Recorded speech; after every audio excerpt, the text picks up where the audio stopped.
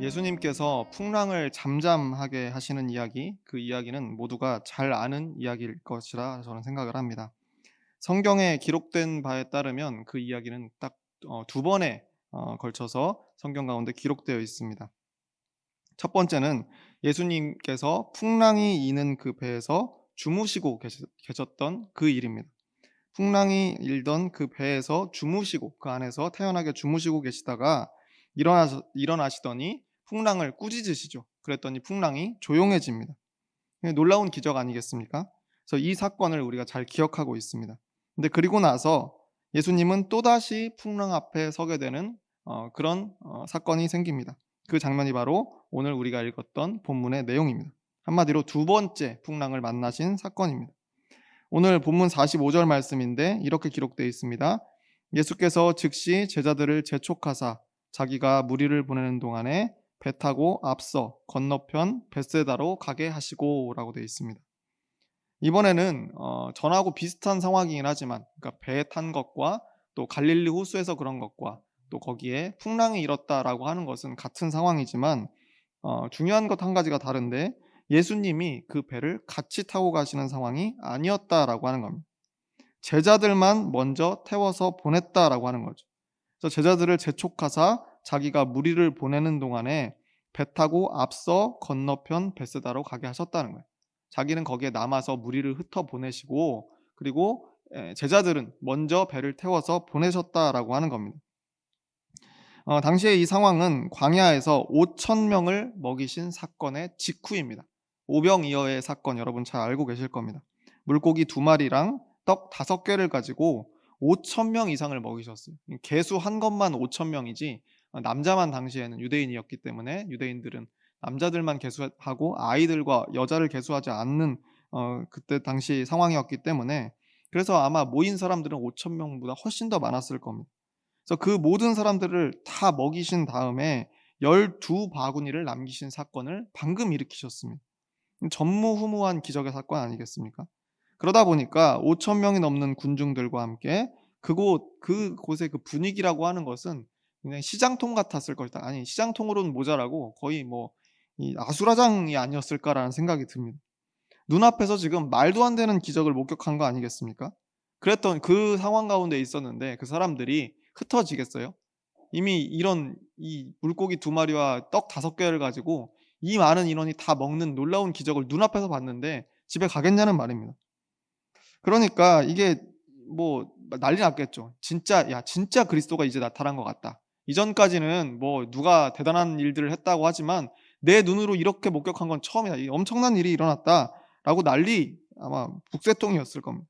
그래서 예수님께서는 이제 자신이 직접 무리들을 흩어 보내시겠다 말씀하시는 겁니다. 그러면서 제자들을 배에 먼저 태워서 보내신 거죠. 사실 바로 전에도 예수님과 제자들이 이 비슷한 상황 가운데 사람들이 많이 모여드는 상황 가운데서 좀 쉬러 가려고 했던 그런 경우가 있었어요. 그런데 그게 실패했습니다. 앞에 마가복음 6장 32절 말씀인데 이런 기록이 있습니다. 이에 배를 타고 따로 한적한 곳에 갈새 그들이 가는 것을 보고 많은 사람이 그들인 줄 안지라 모든 고을로부터 도보로 그곳에 달려와 그들보다 먼저 갔더라. 조금 쉬려고 이동하는 과정에서 배를 함께 예수님과 제자들이 함께 타고 갔는데 그걸 눈치챈 무리들이 도보로 뛰어가서 더 빨리 원래 도착할 만한 곳에 먼저 가서 기다리고 있었다라고 하는 겁니다. 그러니까 그때 인제 쉬려고 어디로 조용한 한적한 곳으로 가려고 했는데 실패한 거 아니겠습니까? 그렇게 따라온 무리들이 모인 숫자가 5천 명 이상이었다는 겁니다. 그래서 거기서 베푼 기적이 바로 오병이어의 기적이었다라고 하는 겁니다. 그래서 이번에는 이전에 그렇게 해서 실패했기 때문에 이번에는 예수님이 따로 움직이려고 한적한 곳로 가려면 이거 같이 움직여서는 안 되겠다. 내가 남아서 무리들을 진정시키고 집으로 돌려보내고 제자들은 따로 먼저 보내야겠다라고 그렇게 계획을 세우신 거죠. 그래서 이 호수 건너편 벳세다를 향해서 제자들이 탄 배가 먼저 떠나게 됩니다. 예수님은 무리들을 성공적으로 돌려보내셨습니다. 그리고 나서 홀로 산에 올라가셨다라고 기록되어 있는데 오늘 본문 46절 이하의 말씀입니다. 이렇게 되어 있습니다. 무리를 작별하신 후에 기도하러 산으로 가시니라.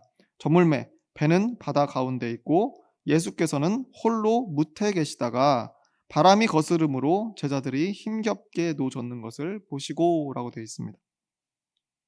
제자들이 예수님 없이 배를 타고 바다를 건너고 있었다는, 여기서의 바다라는 표현은 이 갈릴리 호수를 이야기합니다. 그러니까 호수를 건너고 있는데 거스르는 바람을 만났다라고 하는 겁니다. 풍랑이죠. 풍랑을 만나게 되었다는 거예요. 이번에도 제자들은 풍랑을 만나게 됩니다. 그러니까 갈릴리 호수인데 무슨 풍랑이 있느냐라고 하지만 뭐 제가 과학적으로 잘 알 수는 없지만, 알지는 못해도 그곳에 가끔 풍랑이 부는 그런 자연 현상이 있다라고 이야기를 합니다. 그런데 전에도 똑같은 일이 있었잖아요. 풍랑이 일었었죠. 그런데 그때는 예수님께서 배에 함께 계셨습니다. 물론 주무시긴 했어요. 태평하게 주무시고 계시긴 했지만 어쨌든 배에 함께 있는 상황이었어요. 그런데 지금 여기서는 예수님은 홀로 남으셨고 제자들만 배를 타고 가는 상황인데 또 똑같이 풍랑을 만나게 되었다라고 하는 겁니다. 그러니까 이 상황은 좀 더 심각한 상황이 되겠죠. 그러니까 잘 안 될 것 같으니까 '이거 풍랑을 우리가 이길 수 있을까?'라는 생각이 들면 '그럼 뭐 배를 돌리면 되지.' 쉽게 저는 그렇게 생각했었지만 이게 제가 배에 대한 상식이 없어서 그렇습니다. 그래서 배라고 하는 것은 풍랑 속에 일단 들어가면 이 후진이 안 돼, 이게 뒤로 다시 돌아올 수가 없다는 겁니다. 그러니까 뒤로 돌아온다는 게 차에 이렇게 후진기 어 놓고 이렇게는 안 되는 거고 당연히. 그러면 이렇게 한번 돌아야 되지 않습니까? 그럼 돌다가 계속 불어오는 바람이 쉬어 주지 않으니까, 돈다고 쉬어 주지 않으니까 그 도는 면에 맞아서 배가 전복될 수 있다라고 하는 거예요. 그래서 이미 그 영향권에 들어갔으면 배는 뒤돌아 나올 수 없다라고 하는 겁니다. 그게 상식이래요. 그냥 요즘 배도 마찬가지랍니다. 그래서 무조건 풍랑을 만났다, 이미 그 영향권에 들어갔다라고 하면은 엔진을 절대 끄지 않고 그것에 맞서서 나가야 된다는 겁니다. 그래서 중심부로부터 빠져나가는 방법, 방향들을 이렇게 여러 가지 좀 자세한 그런 방법들이 있지만 제가 좀 이번에 찾아봤습니다. 그런 방법들이 있는데 그걸 통해서 그걸 뚫고 나가야지 뒤돌아서 나올 수가 없었다라고 하는 겁니다. 그러니까 그 태풍을 어떻게 보면 앞에 두고 그걸 뚫고 갈 수밖에 없는 그런 절체절명의 상황 속에서 그것이 유일한 방법이기 때문에 제자들도 할 수 있는 최선을 다해서 그것을 뚫고 나가려고 노력을 했던 거죠. 그래서 노를 끊임없이 저었다라고 하는 겁니다. 제자들이 아마 죽기 살기로 버티고 있었던 것 같습니다. 그런데 그 장면을 예수님께서도 보고 계셨다라고 기록되어 있습니다. 제자들이 힘겹게 노젓는 것을 보셨다라고 분명히 기록되어 있습니다. 이어지는 48절 하반절 이하 말씀에 이렇게 되어 있습니다. 밤 사경쯤에 바다 위로 걸어서 그들에게 오사 지나가려고 하심에 제자들이 그가 바다 위로 걸어오심을 보고 유령인가 하여 소리 지르니 그들이 다 예수를 보고 놀람이라. 밤 사경이면 새벽 3시에서 6시 정도 그쯤이라고 합니다. 그 시간까지 제자들이 계속 노를 젓고 있었다라고 하는 겁니다. 바람과 사투를 벌이고 있었다라고 하는 거죠. 그때 예수님께서 보고 계셨기 때문에 이거 도움이 필요한 상황이구나. 저 제자들끼리 혼자 저걸 헤쳐나갈 수 없겠구나라는 것을 아시고 그곳에 직접 가십니다. 그런데 어떻게 가십니까? 바다 위를 걸어서라고 표현돼요. 물 위를 걸어가셨다라고 하는 겁니다. 유명한 장면 아닙니까? 교회 다니지 않는 사람들도 예수 그리스도의 기적을 이야기해봐라 라고 이야기하면 물 위를 걸으신 것을 가장 먼저 이야기할 정도로 이 기적은 유명한 기적입니다. 물 위를 걷는다라고 하는 건 상식으로 설명할 수 없는 그런 일입니다. 시간과 공간, 물리 법칙의 제한 속에서 살아갈 수밖에 없는 게 우리들인데 그 인간의 특성을 완전히 지금 넘어선 거 아니겠습니까? 물 위를 걷는다는 건 물리 법칙의 오류입니다. 다시 말해서 물 위를 걸어오신 것은 예수님의 신성을 나타내는 사건이죠. 하나님의 아들로서의 속성을 드러내는 신비한 사건이다라고밖에 우리는 해석할 수가 없다라는 겁니다. 저도 어릴 적에 이 이야기를 읽을 때 나름대로 여러 가지 고민을 했었습니다. 이 정말인가? 이 진짜일까? 라는 생각도 많이 했었고, 이게 만약에 진짜라면 어떻게 그렇게 될 수 있을까를 아무리 상상을 해봐도 뭐 나름 좀 비슷하게 생각한 적은 있습니다. 오른발을 일단 내딛었다가 이 오른발이 가라앉기 전에 왼발을 빨리 내딛으면, 또 왼발이 가라앉기 전에 또 다시 오른발을 내딛으면, 그러면 가라앉기 전에 어떻게든 걸을 수 있지 않을까라는 생각을 잠깐 해봤습니다. 말이 되는 것 같으세요? 어렸을 때는 저 말이 되는 것 같았거든요. 실제로 할 수 있는 그런 용기는 없었지만 이런 상상도 해볼 정도로 이 이야기가 진짜인가? 놀라운 이야기였습니다. 그러다가 이런 생각도 해봤는데, 물 위를 걸을 정도의 능력이면, 그 정도 능력이 있으면 날아가거나 혹은 짠 하고 바로 배에 나타나실 수 있지 않았을까라는 생각도 해봤습니다. 예수님은 하나님의 아들이시잖아요. 전지전능하신 분인데 걷지 않으셔도 물 위를 그것도 굉장히 번거로운 일 아니겠습니까? 걷지 않으시고 더 빨리 이동하실 수도 있었을 것 같은데 제자들을 구하러 가시는 거면 급한 상황이잖아요. 그럼 굳이 물 위를 걸어가기보다는 다른 방법들도 있지 않았을까라는 생각들을 해봤다는 거예요. 그러다 보니까 물 위를 걸으신 것이 대체 무슨 의미가 있어서 어떤 교훈을 주시려고 그렇게 하셨을까라고 그렇게 고민해 보게 됐다는 겁니다. 참 이상하다라는 생각을 해봤죠. 그런데 그거보다 더 이상한 것이 오늘 성경에 쓰여 있는데 바로 지나가려고 하셨다는 거예요. 지나가려고 하셨다. 기껏 거기까지 갔는데 지나가려고 하셨다라고 기록되어 있다는 거예요. 이게 이상하다는 생각 안 해보셨어요? 기껏 고생하는 제자들을 보시고 서둘러서 오시느라고 물 위를 걷는 능력까지 발휘하셨는데 정작 다 도착하셔서는 제자들 앞을 지나가시려고 했다는 겁니다. 왜 배에 오르시지 않고 지나가려고 하셨을까? 게다가 제자들도 여기서 물 위로 걸어오시는 예수님을 바라보고 이게 예수님인지 아닌지 전혀 알아보지 못합니다. 뭐 너무 놀라서 그랬을 수도 있죠. 이 새벽 3시가 넘은 시간이니까 칠흑 같은 그 바다에서 뭔가 형체가 걸어오니까 못 봤을 수도 있다라고 생각할 수도 있지만 여기서는 그렇게 해석하는 것이 아닌 것 같습니다. 근데 여기서 심지어 유령이다, 귀신이다라고 소리치면서 예수님을 알아보지 못했다는 것. 아니, 예수님은 기껏 물 위로 걸어오시고 또 오셔가지고는 지나가려고 하시고 또 몇 시간 전까지 같이 있었던 하루 24시간을 함께 보내는 스승을 또 이 제자들은 못 알아보고 귀신이네 유령이네 소리 지르고 있는 이 상황이 저는 좀 이상하게 생각이 됐습니다.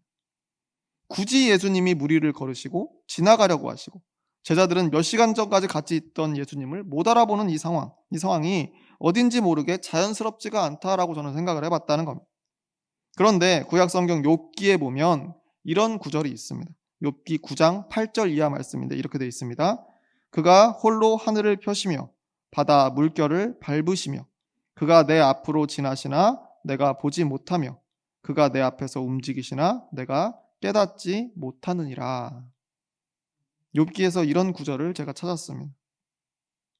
욥이라고 하는 인물을 여러분이 얼마나 잘 아시는지 모르겠습니다. 이 구절은 이 욥이라고 하는 인물이 이유 없이 하나님께로부터 벌을 받으면서 외치는 신세 한탄의 일부분입니다.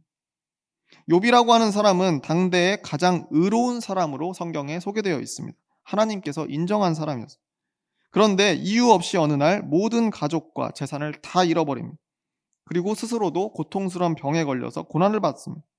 그런데 얼마 억울한 상황이면 그 억울한 상황 가운데에서 욥의 친구들이 찾아오는 겁니다. 오랜 친구들이 찾아와서 무슨 이야기, 위로하는 것처럼 말하면서 이런 이야기들을 하면 네가 이렇게 된 것도 결국에는 하나님의 뜻 아니겠냐? 뭔가 이유가 있지 않겠냐? 몰래 죄를 지었거나 그런 이유들이 있지 않겠어? 라고 하는 것을 넌지시 이야기하면서 욥의 이 지금 상황에 대해서 다 이유가 있을 것이다. 하나님의 전통적인 지혜에 따르면 죄가 있는 사람이 하나님께 벌을 받지 아무것도 없는데 벌 받을 리가 없다. 너는 모르겠지만 부지불식간에 뭔가를 하지 않았겠느냐? 자꾸 이런 식으로 이야기를 하는 겁니다. 그래서 욥은 오늘 지금 방금 제가 읽은 이 8절과 11절 말씀을 통해서 대답하고 있는 겁니다. 창조주 하나님은 너무나 위대하시기 때문에 그가 행하시는 바를 인간은 도저히 예상하거나 이해하지 못한다라고 하는 것을 그 자신의 답답함이죠. 어떻게 보면. 그러니까 나는 알 수 없고 너희도 모르는 것이 당연하다라고 하는, 나는 정말 죄를 지은 것이 없는데 억울한 상태이다. 그러나 하나님의 뜻을 우리가 알 수 없으니 답답할 노릇이다 라고 그렇게 이야기하고 있는 겁니다. 다시 말해서 인간이라는 존재는 애초에 하나님을 보아도 알아보지 못한다는 것. 하나님을 눈앞에 두고도 그가 하시는 일에 대해서 이해할 수도 없고 그의 뜻을 깨닫는 것도 불가능하다라고 욥이 그렇게 고백하고 있는 겁니다.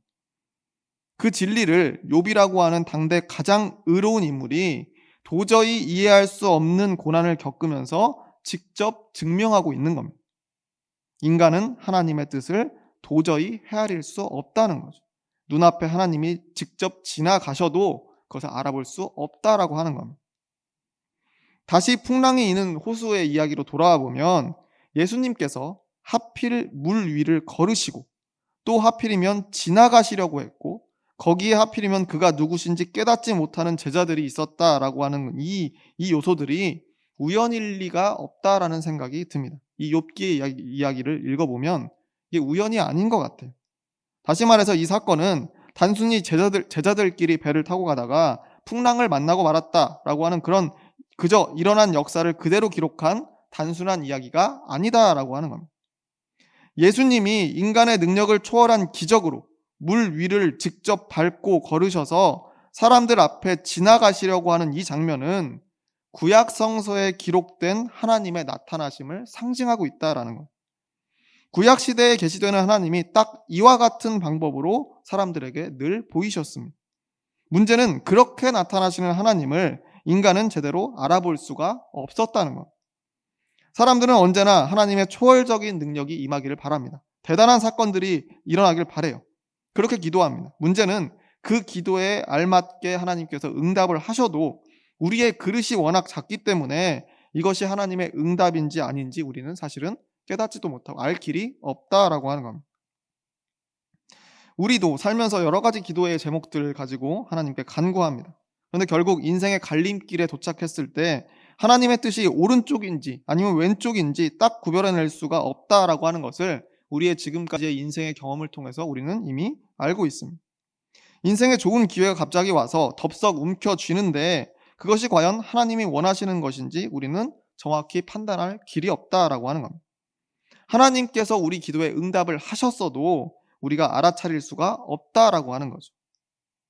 갈릴리 호수에서 풍랑을 만나서 새벽 3시, 4시, 5시, 6시가 다 되도록 팔이 부러져라 노를 젓고 있는 이 제자들도 아마 얼마나 애타게 하나님께 기도했겠습니까? 살려달라고. 예수님도 안 계시는데 우리를 좀 살려주십시오. 얼마나 기도했겠습니까? 심지어 얼마 전에 풍랑이 거센 바다를 직접 꾸짖으시더니 이걸 그냥 한 방에 잠잠케 하셨던 예수님의 능력을 이 제자들이 눈으로 보지 않았습니까? 기억하고 있을 거 아니에요. 그와 똑같은 기적이 지금도 일어났으면 얼마나 좋을까? 그와 똑같은 기적이 지금 있어야 되는데 그래야 우리가 사는데 라고 그렇게 원하면서 마음속으로 간구하지 않았겠습니까? 그래서 예수님은 구약시대의 방법 그대로 물 위를 밟고 걸으셔서 제자들 앞에 나타나셨다라고 하는 겁니다. 그런데 정작 제자들은 그런 예수님을 알아보질 못했다라고 하는 거예요. 하나님의 응답이 분명히 도착했지만 유령이라고 소리 지르고 있었다는 그 진술이 이 성경 가운데 오늘 본문 가운데 기록되어 있습니다. 다시 말해서 우리는 놀라운 기적을 보고 경험하기를 원하는 사람들이지만 그것으로 우리가 구원받으리라고 철석같이 믿는 사람들이지만 실상은 그럴 수가 없다라고 하는 것을 이 말씀이 우리에게 깨우쳐주고 있는 겁니다. 그 유명한 물 위를 걸으신 예수님의 모습, 누구나 아는 모습 아닙니까? 위대한 모습이죠. 그런데 그 모습이 여기서 멋지게 그려지고는 있지만 정작 그 예수님이 물 위를 걸어가신 기적으로 하신 일이 뭡니까? 아무런 소득을 거두지 못하셨습니다. 그저 사람들이 오히려 놀랐죠. 놀래켜서 유령으로 착각하게 만들었을 뿐이지 물 위를 걸으셔서 하신 일이 아무것도 없다는 거예요. 아무런 구원을 이루지 못하셨다라고 하는 거죠. 그런데 오히려 이 이야기 가운데 구원 사건은 그 다음 장면에서 시작되고 있습니다. 오늘 본문 마가복음 6장 50절 하반절 이하의 말씀에 이렇게 기록되어 있습니다. 이에 예수께서 곧 그들에게 말씀하여 이르시되 안심하라 내니 두려워하지 말라 하시고 배에 올라 그들에게 가시니 바람이 그치는지라. 배에 올라 그들에게 가시니 바람이 그쳤다는 거예요. 예수님께서는 자기 자신을 보고 유령이라고 소리 지르던 제자들을 안심시키셨습니다. 배에 올라서 그들에게 들어가셨어요. 배에 올라라는 이 표현이 저는 마음속에 이렇게 쾅 하고 들어와 박힙니다. 배에 오른다. 구약 성서의 하나님은 배에 오르지 않는 분입니다. 배는 사람이 타는 탈 것에 불과합니다. 나약한 물건이죠. 예수님은 물을 밟고 서실 수 있는 능력이 있으신 분이에요.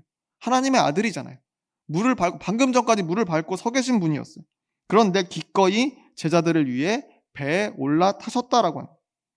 다시 말해서 예수님은 물을 밟고 서는 하나님의 자리에서 배 위로 나약한 인간의 자리로 오시는 분이시다라고 하는 겁니다. 그랬더니 51절 상반절에 분명히 기록되어 있습니다. 바람이 그치는지라. 예수님이 물 위를 걸어 오셨을 때는 그치지 않았던 그 풍랑이 배에 오르셔서 제자들 가운데로 들어가면서 그쳤다라고 하는 겁니다. 제자들의 입장에서는 이렇게 이야기할 수 있을 것 같아요. 물 위를 걸으시는 예수님을 바라만 보고 있을 때에는 풍랑이 그치지 않았지만 그분을 배 위로 우리 가운데로 모셨을 때 그 풍랑이 그치고 구원받았다. 저는 이렇게 이야기할 수 있을 것 같아요. 이전에 배에서 예수님이 주무시다가 깨셔서 바다를 향해서 꾸짖으셨을 때 풍랑이 잠잠해지는 것을 보던 그 제자들은 예수님의 그 호통의 능력이 있다고 생각했을 거예요. 그 호통을 치실 수 있는 그 권세, 거기에 구원의 비법이 있다라고 그렇게 생각했을지 모르지만 그건 오해였다는 겁니다. 예수님의 말에 담긴 권위나 초능력이 아니라 예수님과 함께 배에 타고 있었기 때문에 그 풍랑이 멎었다는 겁니다. 예수님과 함께 하는 것, 예수님이 하시는 일을 함께 동참하는 것, 예수님을 닮아가는 것, 그것에 구원이 있다라는 말씀입니다. 그래서 이전에 예수님께서 배에 잠들어 계시는 그 중에 풍랑을 만났을 때에는 풍랑에 죽게 생겼다고 황급히 깨우던 제자들에게 예수님이 이런 말씀을 하신 적이 있는 거예요. 마가복음 4장 40절 말씀인데 이렇게 되어 있습니다. 이에 제자들에게 이르시되 어찌하여 이렇게 무서워하느냐 너희가 어찌 믿음이 없느냐 하시니 라고 그렇게 기록되어 있습니다. 나와 함께 같은 배를 탔는데 왜 무서워서 그렇게 호들갑이냐? 내가 잠을 자더라도 왜 무서워하느냐? 나의 일에 너희가 참여하고 있는데 나의 제자로 나를 닮아가는 삶을 지금 살아가고 있는데 왜 두려워하느냐? 하시는 그런 말씀이었다는 겁니다. 오늘 이 두 번째 풍랑 사건을 통해서 비로소 그 의미를 확실하게 깨달을 수가 있었습니다. 예수님과 한 배에 타는 것, 그를 기억하고 예수님의 삶을 닮아가는 것이 구원의 열쇠라는 사실을 이 말씀을 통해 더욱더 확실하게 깨달을 수가 있었다는 말입니다. 오늘 사건 바로 앞에 있었던 오병이어의 기적을 떠올려 보면 5,000명 이상을 먹이신 사건, 이 사건에서도 사람들은 예수님의 기적적인 능력에 주목했습니다. 야, 저 손에 들어가면 물고기 2마리랑 떡 5조각도 끝없이 늘어나더라. 하늘을 우러러 축사하시는 그 순간에 막 그 음식들이 막 늘어나더라. 제자들도 거기 있던 무리들도 그 기적만을 기억했지만 중요한 것은 그곳에 예수님과 함께 있었다는 사실입니다. 같은 곳을 바라보고 있었다는 사실입니다. 그의 능력이 아니라 먹기 전에 예수님의 말씀을 함께 듣고 공감하고 나도 그렇게 살아가겠노라고 다짐하던 그 순간이 있었기 때문에 이후의 구원의 사건들이 뒤따랐다라고 하는 겁니다. 중요한 것은 예수님과 함께 있었다는 그 사실입니다. 예수님과 같은 배에 타고 있었다는 것이 가장 중요하다는 겁니다. 한 배에 탄 것처럼 내 삶을 예수님과 닮은 모습으로 내 인생의 방향을 예수님이 걸어가신 방향으로 맞추는 것이 구원의 핵심이라는 그런 말씀입니다. 어쩌면 풍랑 속에 갇혀있는 그 배에서 초연하게 물 위를 걸어서 그 앞을 지나가시는 그 예수님의 모습은 모든 사람들이 꿈꾸고 바라던 구원자의 모습을 그대로 표현한 것일 수 있겠다라는 생각을 해봤습니다.